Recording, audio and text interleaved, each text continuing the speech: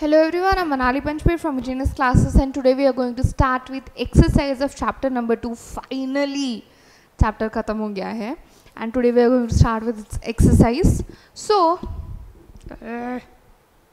chalo. Question number 1, or we can say example number 2.1. Okay, this one question is having chotu bahut sare questions, multiple filling the blanks, sort of. So the first question reads, the volume of a cube of side 1 centimeter is equal to how many meter cube?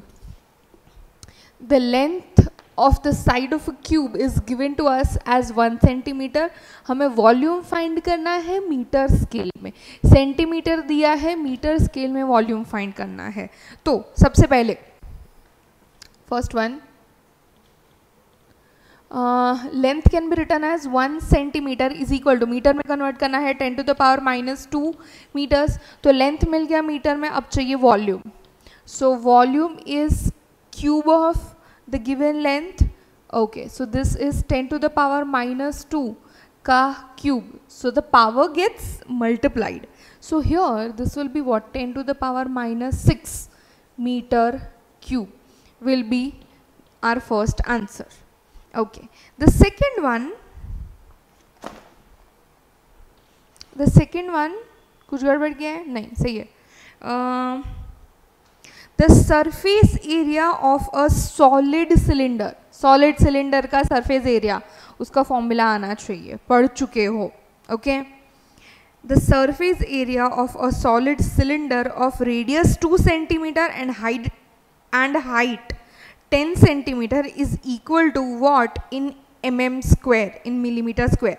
So solid cylinder का surface area find करना है, and क्या दिया है, radius दिया है और height दिया है. अब सरफेस एरिया फाइंड करना है मिलीमीटर स्क्वायर में, एंड रेडियस एंड हाइट दिया है सेंटीमीटर्स में. तो सबसे पहले उसको कन्वर्ट करेंगे. So the first thing is radius is equal to 2 centimeter which is in mm, so 10 multiply होगा. 1 mm is equal to 1/10 centimeter, और we can say 1 centimeter is equal to 10 mm. तो यहाँ पे 2 के साथ 10 मल्टीप्लाई होगा. Okay, और क्या था, height is equal to 10 centimeter, उसको मिलीमीटर में करेंगे तो 10 मल्टीप्लाई हो जाएगा which will be 100 millimeter. Okay, we want to find out surface area of a solid cylinder which is equal to 2 pi r plus h. ये याद ना हो तो एक बार रेफर कर लेना मैथ्स की टेक्स्ट बुक में लास्ट ईयर. ओके, हाँ, 2 pi r is 20 mm. Okay, and this is what, 20 plus 100. So this will be what, 2 pi, एक मिनट, 20 इंटू 2 करेंगे तो 40 हो जाएगा, 40 pi. So this will be 40 into 3.14 into 120. मेरा मैथ्स पता ही है आपको. सो 120 इंटू 40 इंटू, कैलकुलेटर में पाई नहीं दिख रहा, 3.14 कर देते हैं, चलो. सो दिस इज 15072 सरफेस एरिया, मतलब स्क्वायर. यूनिट आ गया. ओके, अब इसको डेसिमल ला के रखना हो तो डेसिमल दिया नहीं गया है, मतलब हम इमेजिनरी ले लेंगे. 2 के बाद डेसिमल है, उसको 4 प्लेसेस हम शिफ्ट करेंगे. तो 1 2 3 4. सो this will B 1.50 into 10 to the power 72 नहीं लिखा है, into 10 to the power 4 places हमने उसको शिफ्ट किया है, mm square. So this is the answer of second part. Okay, third part, क्या चाहिए, यहाँ पे लिख रही हूँ. A vehicle moving, ऐसे गाड़ी गबड़ रही है. A vehicle is moving with a speed of 18 kilometers per hour. उसका स्पीड दे दिया है 18 kilometers per hour. Covers dash distance in meters in 1 second.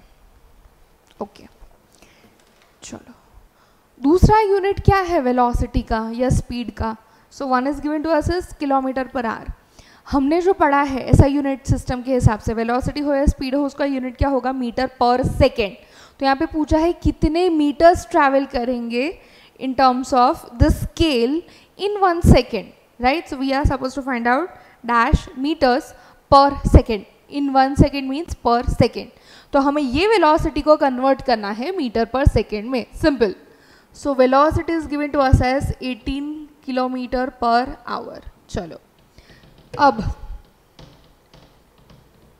18 into how many meters is equal to 1 kilometer? So that will be 1000 meters. 1000 meters is equal to 1 kilometer upon how many seconds is equal to 1 hour?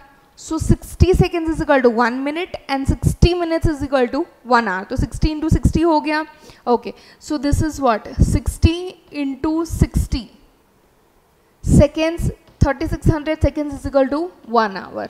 चलो अभी इसको शुरू करें cancel करना. Okay, so 6 3s are 3, 2s are 2, 5s are, we end up getting what? This is equal to 5 meter per second. So this is 5 meters in 1 second is the answer we have got. ये cutting खुद भी कर सकते हो अगर आपको लगता है कि मैंने फास्ट कर लिया है तो. चलो fourth one, the relative density of lead is a type of material, okay, metal conducting material. वो lead material का relative density दिया है which is 11.3. उसका यूनिट नहीं होगा, I'll tell you क्यों नहीं होगा. Its density is dash in gram per centimeter cube और dash kg per meter cube. चलो रिलेटिव डेंसिटी दिया है कोई एक मटेरियल का और फाइंड करना है उसका ओरिजिनल डेंसिटी. लेड का रिलेटिव डेंसिटी दिया है बट लेड का खुद का डेंसिटी फाइंड करना है. तो ये खुद का डेंसिटी और रिलेटिव डेंसिटी अलग कैसे होता है? So this is something that I am telling you for the first time. We should know what do we mean by relative density. सीखा नहीं है अभी तक, ये सिर्फ पता होना चाहिए. ये कैसे आया वो आगे के चैप्टर्स में आने वाला है. अभी देखना नहीं है कि कैसे आया, अभी सिर्फ देखना है कि आ गया है. Okay, you are suppose to remember this small thing. Okay, so relative density is equal to density of the matter or that substance upon density of water at 4 degree Celsius. अच्छा, ये इतने स्पेसिफिक नाटक क्यों किए हैं हमने? Okay, when we से relative word, relative density पता है क्या है? Its mass upon volume, density. Clear? Okay, relative मतलब क्या? रिलेटिव मतलब हम कुछ कंपेयर कर रहे हैं, हम कुछ रिलेट कर रहे हैं. अच्छा, किसी चीज़ की डेंसिटी को अगर हम रिलेट करेंगे तो किसके साथ रिलेट करेंगे? किसी ऐसी चीज़ के साथ रिलेट करेंगे जो हमेशा कांस्टेंट होगा, तभी रिलेट करने का मतलब है, राइट? जैसे कि हम स्केल में लेंथ मेजर करते हैं तो स्केल का 1 सेंटीमीटर कभी चेंज नहीं होता, इसीलिए हम स्केल के साथ मेजर करते हैं, इसीलिए हम उसको स्केल के 1 सेंटीमीटर लेंथ के साथ रिलेट करते हैं. Clear? So when we are relating any materials, any substance density, it has to be related to a fixed value of density. Clear? तो density of water at 4 degree Celsius fix है, कभी change होता ही नहीं है. Water ही क्यों, 4 degree Celsius ही क्यों, ये बाद में पढ़ोगे. Probably in 9th chapter you will understand why this. Clear?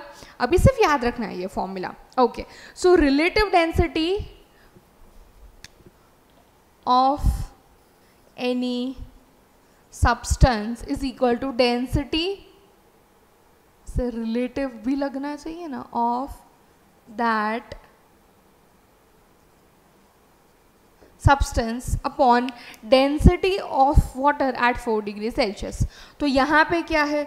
यहाँ पे रिलेटिव डेंसिटी रो 0 मैंने लिख दिया है. Okay, is equal to density of lead वो फाइंड करना है हमें upon density of water at 4 degree Celsius. So this is given as 1 gram per centimeter cube. CGS system में इसका वैल्यू 1 कंफर्म है.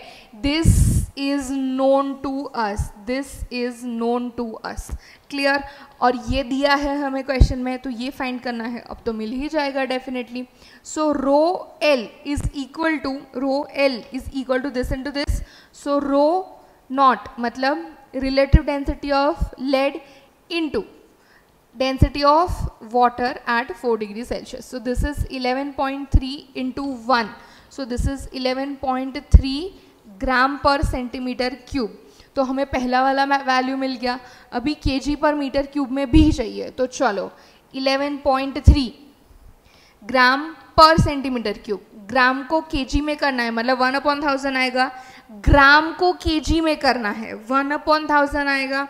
So that will be what, 10 to the power -3 kg. Okay, पर centimeter cube. Centimetre को metre में convert करना है, मतलब 10 to the power -2 और उसका पावर है यहाँ पे 3.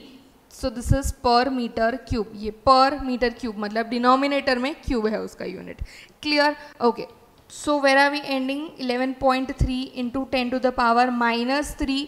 ये -2 इंटू 3 -6 ऊपर जाएगा, मतलब +6 kg per meter cube. This is equal to 11.3 into 10 to the power 3 और we can say 1.13 into 10 to the power 4 kg per meter cube. Here also kg per meter cube. एक आखिरी बार सिर्फ यूनिट लिख दोगे, 3 बार नहीं लिखोगे तो भी चलेगा. I hope this is clear to us. What is relative density? Relative density is relative density of a substance is density of that substance related to, or we can say upon, density of water at 4 degrees Celsius, which is a fixed value given by 1 gram per centimeter cube.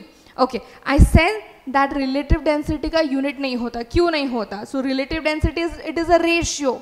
When it is a ratio of same physical quantity, तो इसका unit और इसका unit cancel हो गया, दोनों density है. सो दोनों का मास अपॉन वॉल्यूम का जो भी यूनिट होगा, ग्राम पर सेंटीमीटर क्यूब हो या केजी पर मीटर क्यूब हो, दोनों सेम स्केल में होंगे तो दोनों कैंसिल हो जाएंगे. क्लियर. Write down.